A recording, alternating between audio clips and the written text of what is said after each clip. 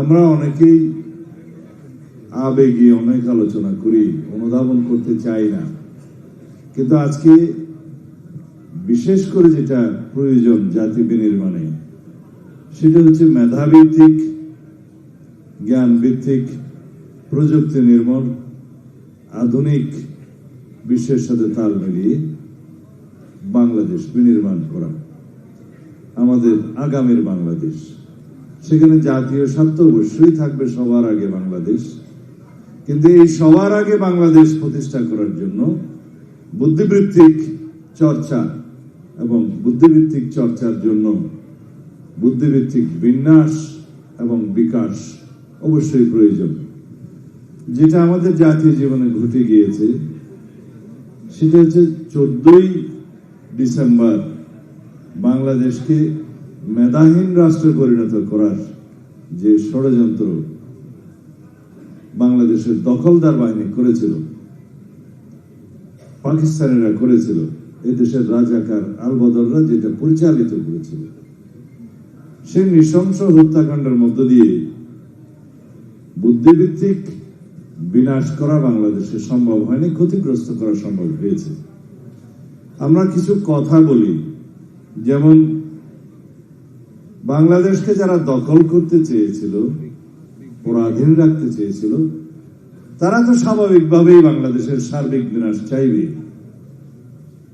কিন্তু যারা স্বাধীনতার, মুক্তিযুদ্ধের একক দাবিদার হিসেবে, চেতনার দাবিদার হিসেবে রাজনৈতিক চেতনার ব্যবসা করেছে, তারা দীর্ঘ 1.5 শতক ধরে এবং তার আগেও বাংলাদেশে সিস্টেমেটিক বুদ্ধিভিত্তিক কিলিংটা পরিচালনা করেছে, যাতে করে জাতি ক্রমান্বয়ে মেধাহীন হয়।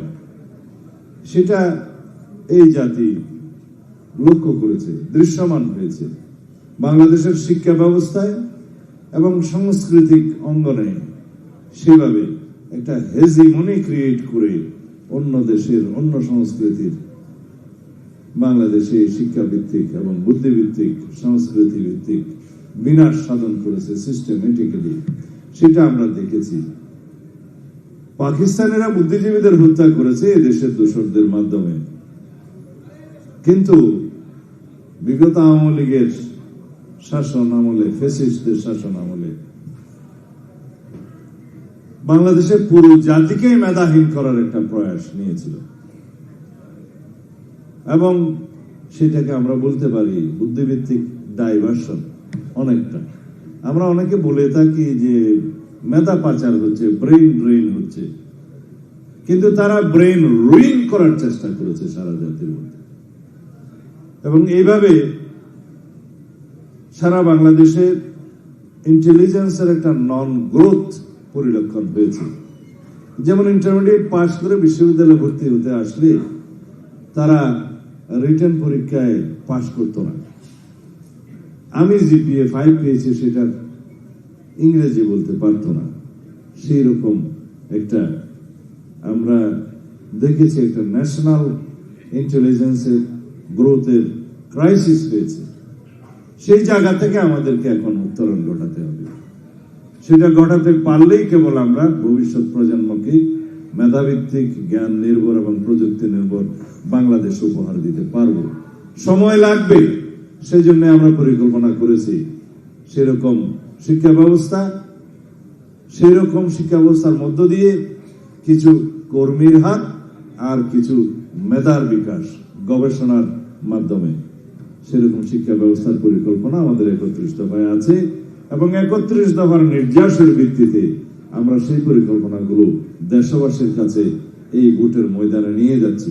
আমরা কেবলই ভোট প্রার্থনা করছি, কিন্তু জনগণ আমাদের কাছে কি চায় সেই জিনিসগুলো আমরা এইভাবে দেব, যে শিক্ষায়, স্বাস্থ্যে, আমাদের অন্যান্য সামাজিক সুরক্ষা ব্যবস্থায়, ক্রীড়ায়, সর্বক্ষেত্রে আমরা কি করতে চাই, তার মধ্য দিয়ে জাতি ক্রমান্বয়ে একটি শক্তিশালী বুদ্ধিভিত্তিক বিকশিত জাতি হিসেবে পরিণত হবে।